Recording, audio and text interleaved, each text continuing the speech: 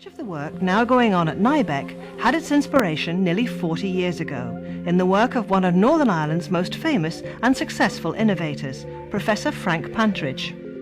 In the early days when Frank was setting up cardiology unit at the Royal Victoria Hospital, he began to realise that most of his patients were dying outside hospital or in the home or somewhere else. 60% of the deaths were occurring within the first hour after the onset of chest pain.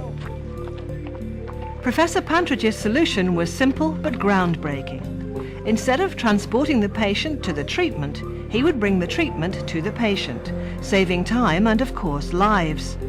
And so, in the mid-60s, the first cardiac ambulance in the world took to the streets of Belfast, and the first move had been made towards bringing the point of care from hospital to patient.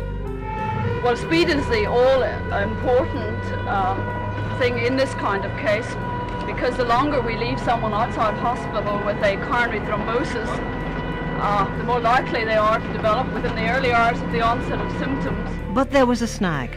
The machines the team needed, particularly the defibrillator that can shock the heart back into action, were simply too big for the job. Already the need to miniaturize was clear, but it was easier said than done. This was a team that really was ahead of its time. The materials they needed simply didn't exist. And that was the inspiration behind the founding of Nybeck.